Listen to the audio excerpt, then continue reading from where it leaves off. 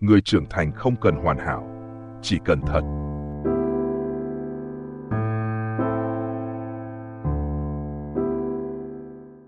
Có một gánh nặng vô hình mà rất nhiều người trưởng thành đang mang trên vai, dù không ai ép buộc trực tiếp. Đó là gánh nặng phải trở nên hoàn hảo. Hoàn hảo trong công việc, hoàn hảo trong cách cư xử, hoàn hảo trong vai trò con cái, cha mẹ, người yêu, đồng nghiệp. Hoàn hảo đến mức không được phép sai, không được phép yếu, không được phép lộ ra những phần chưa trọn vẹn của mình. Và điều trớ trêu là càng cố gắng hoàn hảo, con người ta lại càng xa chính mình. Khi còn nhỏ, ta học cách sống thật rất tự nhiên. Ta buồn thì khóc, ta vui thì cười. Ta không biết che giấu, không biết chỉnh sửa bản thân cho phù hợp với ánh nhìn của người khác. Nhưng khi lớn lên, thế giới dạy ta một bài học khác.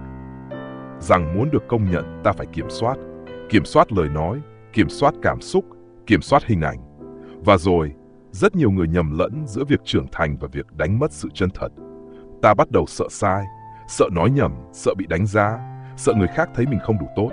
Và thế là ta chọn cách an toàn nhất, cố trở nên hoàn hảo. Nhưng sự hoàn hảo ấy không xuất phát từ hiểu mình, mà từ sợ hãi, sợ bị chê, sợ bị bỏ rơi, sợ không được chấp nhận. Người theo đuổi sự hoàn hảo thường rất mệt. Mệt vì phải luôn gồng, mệt vì lúc nào cũng phải giữ hình ảnh, mệt vì không cho phép mình sai, trong khi sai lầm là một phần tự nhiên của con người. Họ sợ lộ ra điểm yếu, vì nghĩ rằng nếu người khác thấy được, họ sẽ mất giá trị.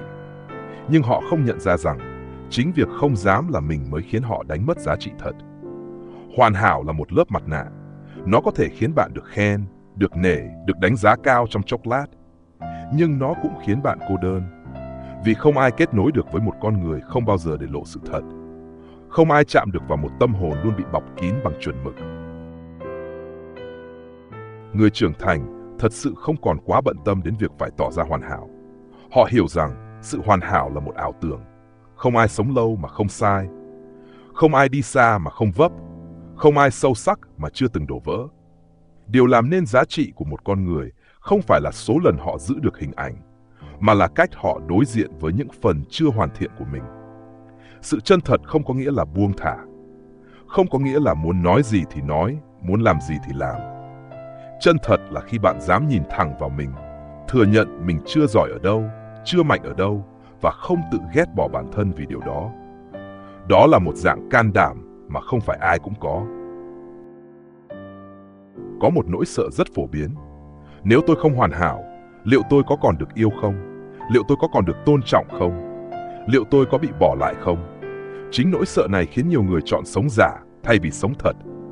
Họ tin rằng chỉ cần mình đủ tốt, đủ đúng, đủ tròn vai thì mọi thứ sẽ ổn. Nhưng cái giá của sự ổn định ấy là một cuộc đời không có chỗ cho bản thân mình thở. Người trưởng thành hiểu rằng sự kết nối thật sự chỉ xảy ra khi bạn cho phép mình không hoàn hảo.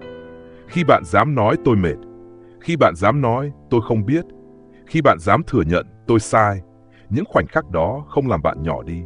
Ngược lại, nó khiến bạn trở nên đáng tin hơn, gần gũi hơn và con người hơn. Hoàn hảo thường đi kèm với kiểm soát cảm xúc, kiểm soát tình huống, kiểm soát cách người khác nhìn mình. Nhưng cuộc đời không thể bị kiểm soát hoàn toàn, và càng cố kiểm soát, bạn càng căng thẳng. Càng căng thẳng, bạn càng dễ sụp đổ khi có điều gì đó vượt khỏi dự tính. Sự chân thật cho phép bạn linh hoạt. Khi bạn không cần phải chứng minh mình hoàn hảo, bạn dễ thích nghi hơn. Bạn không sợ bị lộ sai sót, nên bạn học nhanh hơn. Bạn không sợ bị đánh giá, nên bạn dám thử. Bạn không sợ mất hình ảnh, nên bạn có không gian để trưởng thành thật sự. Một người sống thật thường có ranh giới rõ ràng. Họ không cố gắng làm hài lòng tất cả. Họ không ép mình phù hợp với mọi kỳ vọng. Họ chấp nhận rằng sẽ có người không thích họ, không hiểu họ, thậm chí phán xét họ. Nhưng họ không đánh đổi bản thân để đổi lấy sự chấp nhận đó. Người trưởng thành không cần hoàn hảo để được tôn trọng. Họ chỉ cần nhất quán giữa lời nói và hành động. Nhất quán giữa giá trị bên trong và cách họ sống. Khi bạn sống thật, bạn không cần nhớ mình đã diễn vai gì. Bạn không phải chỉnh sửa bản thân theo từng hoàn cảnh. Bạn nhẹ hơn vì bạn là một. Có thể bạn sẽ mất một vài mối quan hệ khi bạn bắt đầu sống thật. Có thể bạn sẽ không còn được yêu mến như trước, nhưng những gì ở lại sẽ là những gì xứng đáng. Những người chấp nhận bạn khi bạn không hoàn hảo mới là những người có thể đồng hành lâu dài. Còn những mối quan hệ chỉ tồn tại khi bạn phải gồng lên, sớm hay muộn cũng khiến bạn kiệt sức.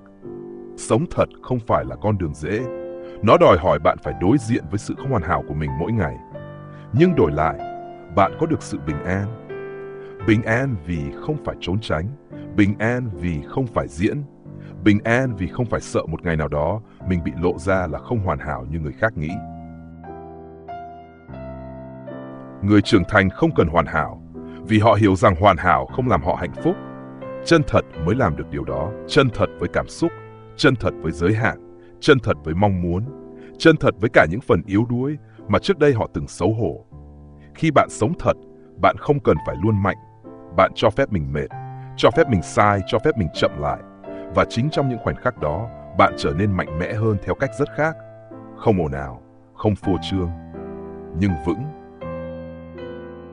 Cuộc đời này không cần thêm những con người hoàn hảo.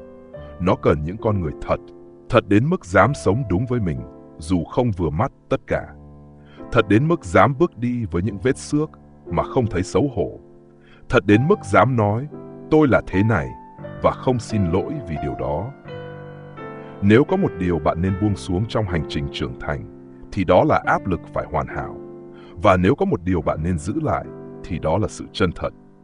Vì đến cuối cùng, thứ khiến bạn bình yên không phải là việc bạn đã làm đúng bao nhiêu, mà là việc bạn có sống đúng với mình hay không. Như vậy, các bạn đã ở lại đây đến giây phút này. Tôi thật sự trân trọng cách các bạn lắng nghe. Nếu thấy những gì tôi chia sẻ là hữu ích, hãy nhấn thích video, đồng thời theo dõi kênh và bật nút chuông thông báo để không bỏ lỡ những phần tiếp theo. Cũng đừng quên chia sẻ video cho người khác, vì đó chính là động lực để tôi tiếp tục công việc của mình. Xin chân thành cảm ơn các bạn và hẹn gặp lại trong những video tiếp theo.